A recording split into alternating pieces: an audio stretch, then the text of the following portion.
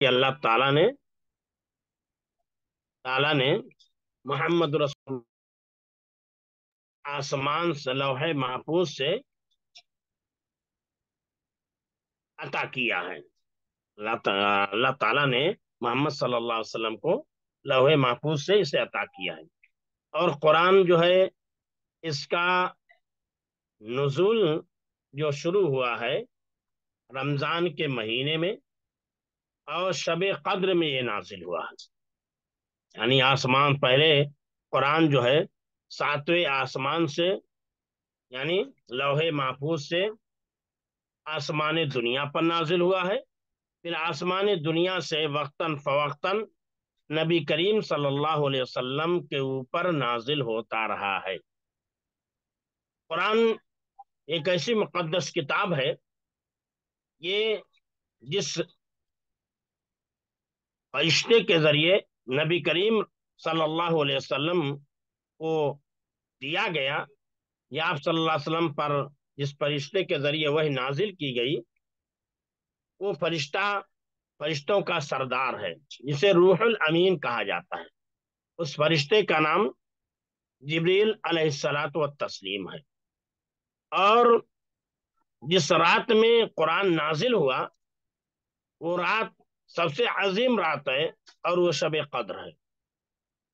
قرآن نے فرمایا انا انزلناہ فی لیلۃ القدر وما ادراک ما لیلۃ القدر لیلۃ القدر خیر من الف شہر۔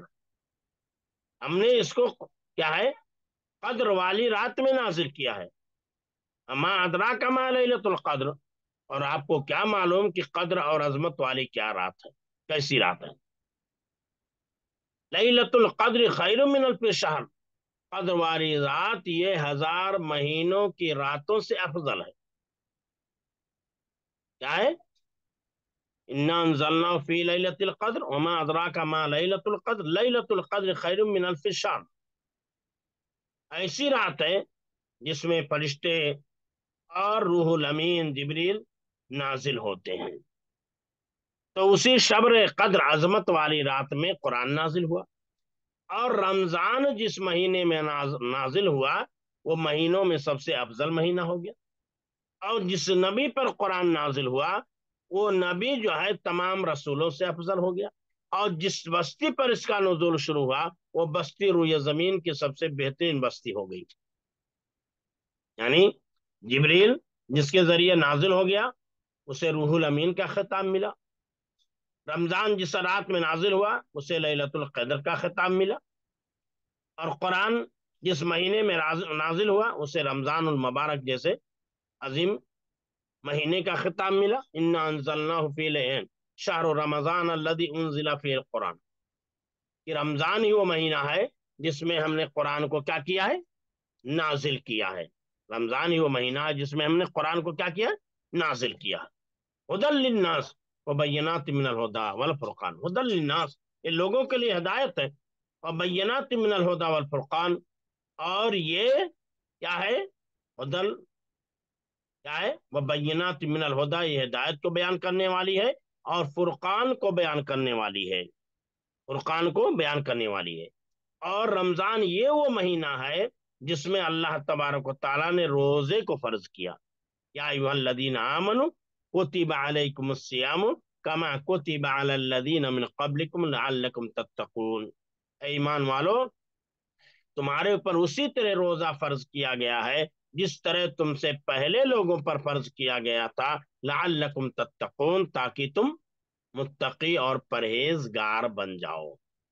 تو رمضان یہ مہینہ ہے جس میں روزہ فرض کیا گیا، تو عظیم مہینہ ہو گیا۔ رمضان یہ مہینہ ہے جس میں قرآن نازل ہوا، اور لیلۃ القدر وہ رات ہے جس میں قرآن نازل ہوا۔ اور جس بستی پر نازل ہوا وہ روئے زمین کی سب سے بہترین بستی کہلائی۔ شہر حرام یعنی مکہ میں قرآن کا نزول شروع ہوا تو مکہ سب سے معظم شہر ٹھہرا۔ اور نبی کریم صلی اللہ علیہ وسلم پر نازل ہوا تو آپ تمام انبیاء کرام کے کیا کہلائے سردار کہلائے، تمام انبیاء کرام کے سردار کہلائے۔ یہ قرآن کی عظمت ہے۔ تو اللہ تعالیٰ نے ہمارے نبی ہمارے رسول صلی اللہ علیہ وسلم کو اللہ کی جانب سے ایک کتاب ملی ہے، اس کا نام قرآن ہے۔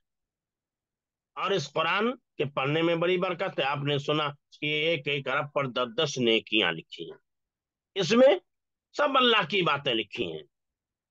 اور یہ بات لکھی ہے، سورج، چاند، ستارے، دنیا کے اندر جتنی چیزیں پائی جاتی ہیں تمام کی تمام چیزوں کو اللہ نے پیدا کیا، یعنی دنیا کے اندر جتنی چیزیں پائی جاتی ہیں سب کا خالق، سب کا مالک، سب کا مربی، سب کا پالنہار کون ہے؟ اللہ ہے۔ سب کا پالنہار کون ہے؟ اللہ ہے۔ اور قرآن ہی کے ذریعے ہمیں نماز پڑھنے کا حکم دیا گیا۔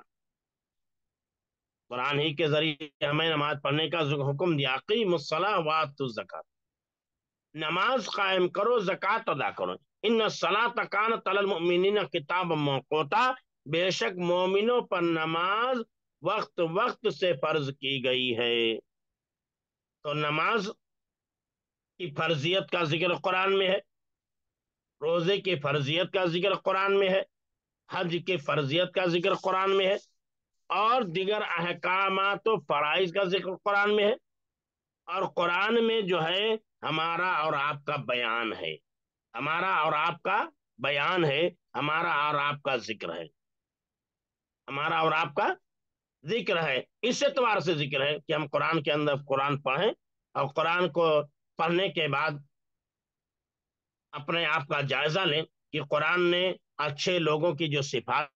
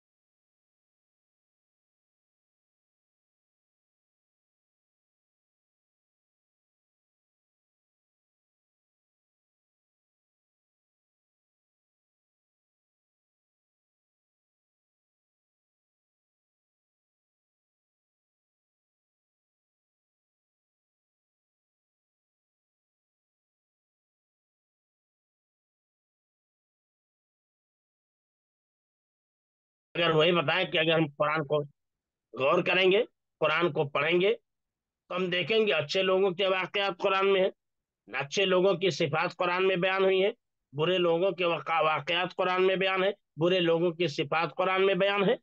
ہم اپنے آپ کو قرآن پڑھتے وقت اپنے آپ کو ٹٹول کر دیکھیں، اپنے آپ کا جائزہ لیں کہ قرآن میں جو نیک لوگوں کی صفات کا بیان ہے وہ ہمارے اندر صفات پائی جا رہی ہیں یا نہیں۔ اگر ہمارے اندر وہ صفات پائی جا رہے ہیں تو یقین جانیے ہم نیک بخت ہیں، ہم اچھے ہیں۔ اور خدا نخواستہ اگر ہمارے اندر وہ صفات نہیں پائی جا رہی ہیں تو یقین جان لیجیے ہم خائب و خاسر لوگ ہیں، ہم نقصان اٹھانے والے لوگ ہیں۔ اس لیے ہمیں اپنی اصلاح کی ضرورت پڑے گی، اپنے آپ کو سنوارنے کی ضرورت پڑے گی، اپنے آپ کو نکھارنے کی ضرورت پڑے گی، تاکہ ہم اپنے آپ کو قرآن کے آئینے میں دیکھ سکیں، ہم آپ اپنے آپ کو قرآن کے آئینے میں دیکھ سکیں۔ یہی وجہ ہے کہ اما عائشہ رضی اللہ تعالیٰ عنہ سے جب پوچھا گیا کہ نبی کریم صلی اللہ علیہ وسلم کے اخلاق کیا تھے، آپ صلی اللہ علیہ وسلم کے اخلاق کیا تھے، تو اما عائشہ رضی اللہ تعالیٰ عنہ نے نہیں بتایا کہ آپ کے اخلاق کیے تھے، آپ کے اخلاق کیے تھے، سوتے تھے ایسا، بیٹھتے تھے ایسا، بات کرتے تھے ایسا، چلتے تھے ایسا، یہ نہیں بیان کیا۔ انہوں نے کہا کیا تم نے قرآن پڑھا نہیں؟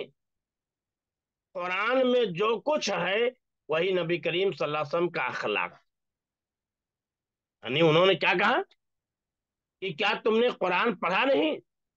قرآن میں جو کچھ ہے وہی محمد صلی اللہ علیہ وسلم کا کیا تھا؟ اخلاق تھا۔ تو محمد صلی اللہ علیہ وسلم کے اخلاق کو اگر دیکھنا ہے تو قرآن کے اندر جو اچھے صفات موجود ہیں ان کو ہم دیکھیں، ان کا ہم جائزہ لیں، تو ایسی صورت میں ہمیں پتہ چل جائے گا کہ محمد صلی اللہ علیہ وسلم کے اخلاق کیا تھے۔ تو یہ ہم قرآن، وہی قرآن شریف پڑھ رہے تھے، اس کے اندر جو ہے آپ جو ہے کہ PDF شیئر کر دیجیے تو کوئی PDF شیئر کرے.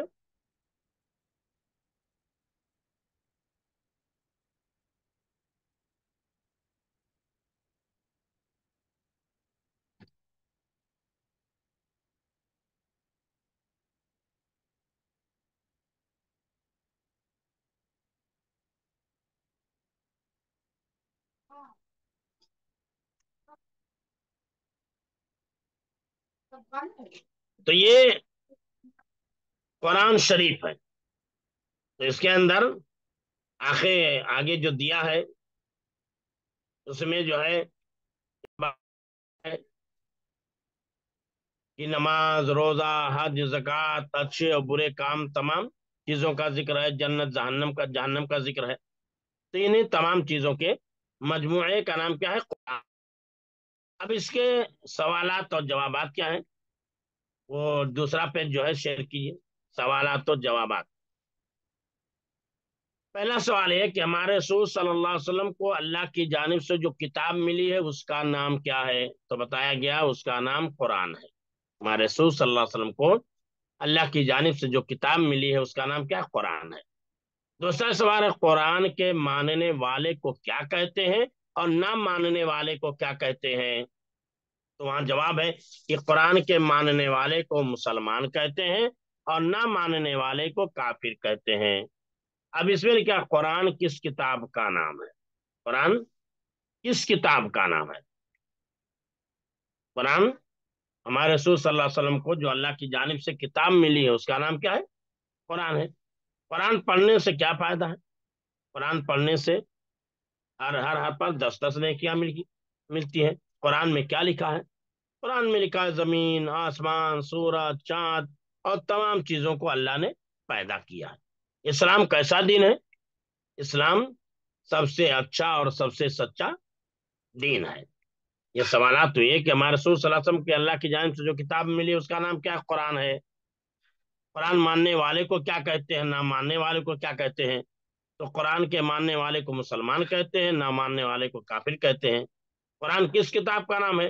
ہمارے رسول کو اللہ کی جانب سے جو کتاب ملی ہے اس کا نام قرآن ہے. قرآن پڑھنے سے فائدہ کیا ہے؟ قرآن پڑھنے سے ہر ہر حرف پر 10 نیکیاں ملتی ہیں. قرآن میں کیا لکھا ہے؟ قرآن میں سب اللہ کی باتیں لکھی ہیں. قرآن میں سب اللہ کی باتیں لکھی ہیں.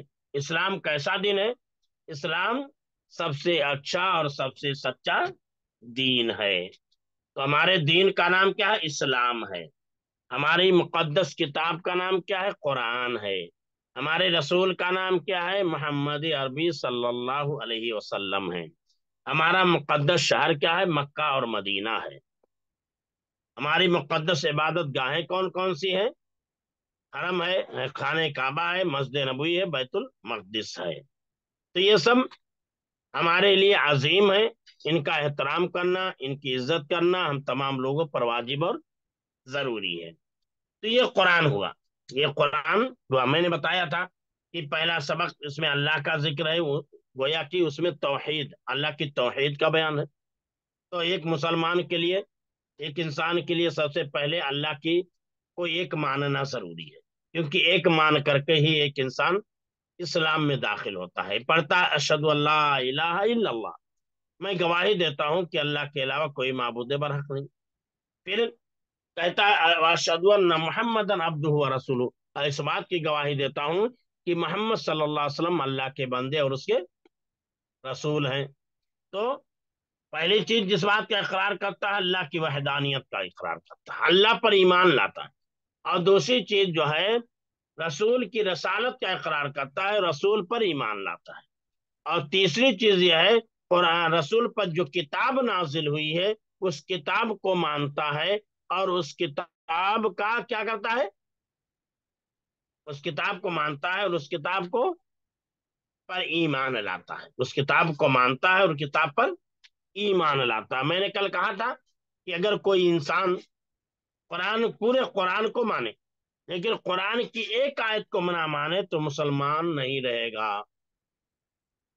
اگر پورے قرآن کو مانے لیکن ایک آیت کو نہ مانے کہ ہم اس کو نہیں مانتے، ہم نہیں مانتے قرآن کا حصہ ہے، ہم نہیں مانتے قرآن کا یہ حکم ہے، تو ایسی صورت میں وہ انسان مسلمان ہی نہیں رہے گا۔ قرآن ایک آیت بھی قرآن ہے اور پورا قرآن بھی قرآن ہے۔ ایک آیت کا اگر کوئی مذاق اڑاتا ہے تو گویا کہ وہ پورے قرآن کا مذاق اڑا رہا ہے۔ یہ نہیں ہے کہ ایک آیت کا تو مذاق اڑایا ہے اس نے، ایک آیت کی تو اس نے بے حرمتی کی ہے، نہیں۔ جیسے پورے قرآن کی عظمت ہے ویسے ایک آیت کی بھی عظمت ہے، جیسے پورے قرآن کی عظمت ہے اسی طرح ایک آیت کی بھی عظمت ہے۔ جس طرح پورے قرآن پر ایمان لانا اور اس کو عزت و احترام کی نگاہ سے دیکھنا واجب اور ضروری ہے، اسی طرح قرآن کی ایک آیت پر بھی ایمان لانا اور عزت و احترام کی نگاہ سے اس کا دیکھنا بھی واجب اور ضروری ہے۔ اگر کوئی ایسا نہیں کرتا، کسی آیت کا انکار کرتا ہے، تو ایسی صورت میں انسان کیا ہے؟ مسلمان ہے، مسلمان ہی نہیں رہے گا۔ جیسا کہ ہم نے بتایا تھا کہ اللہ تعالیٰ نے جتنے رسول بھیجے ہیں تمام رسولوں پر ایمان لانا واجب اور ضروری ہے۔ اللہ نے جتنے رسول بھیجے ہیں تمام رسولوں پر ایمان لانا واجب اور ضروری ہے۔ اگر کوئی آدمی کسی ایک رسول کو نہ مانے، کہہ دے میں مثال کے طور پہ کہہ دے میں عیسیٰ علیہ السلام کو نہیں مانتا، تو مسلمان نہیں رہے گا۔ یا موسیٰ علیہ السلام کو نہیں مانتا ہے، وہ مسلمان نہیں رہے گا۔ جتنے آسمانی کتابیں نازل ہوئی ہیں سب پر ایمان لانا واجب اور ضروری ہے، کیونکہ یہ ایمان کا حصہ ہے۔ اور جتنے رسول اللہ نے بھیجے ہیں تمام رسولوں پر ایمان لانا واجب اور ضروری ہے، کیونکہ یہ بھی ایمان کا حصہ ہے۔ اللہ نے فرمایا، اللہ کے رسول نے فرمایا آمنت باللہ و ملائکتہ و کتبہ و رسلہ و بالیوم الآخر و بالقدر خیرہ و شرہ۔ یا دعا جو روایت ہے کہ یہ جبریل کی روایت جو ہے، حدیث جبریل جسے کہا جاتا ہے، کہ انہوں نے پوچھا کہ ایمان کیا ہے، تو انہوں نے اللہ کے رسول فرمایا ان تؤمن باللہ و ملائکتہ و کتبہ و رسلہ و بالیوم الآخر و بالقدر خیرہ و شرہ، کہ تم اللہ پر ایمان لے آؤ، اس کے فرشتوں پر ایمان لے آؤ، اس کی کتابوں پر ایمان لے آؤ، اس کے رسولوں پر ایمان لے آؤ، قیامت کے دن پر ایمان لے آؤ، اور تقدیر کی اچھائی اور برائی پر ایمان لے آؤ۔ تو ان 6 اجزاء پر ایمان لانا واجب اور ضروری ہے۔ کوئی انسان اگر ان 6 اجزاء میں سے ایک جز کا انکار کر دے تو مومن نہیں رہے۔ تو میں نے بتایا کہ آسمانی کتابوں پر ایمان لانا واجب اور ضروری ہے۔ بقیہ جو آسمانی کتابیں ہیں ان پر بالاجمال مجملاً ایمان لانا، مختصراً ایمان لانا کہ تورات اللہ نے کتاب نازل کی تھی موسیٰ علیہ السلام پر، بس۔ انجیل ایک کتاب اللہ تعالیٰ نے عیسیٰ علیہ السلام پر نازل کی تھی، بس۔ زبور اللہ تعالیٰ نے اسے داؤد علیہ السلام کو دیا تھا۔ صحف ابراہیم اللہ تعالیٰ نے ایک صحیفہ ابراہیم علیہ السلام کو دیا تھا، بس اتنا ماننا ضروری ہے۔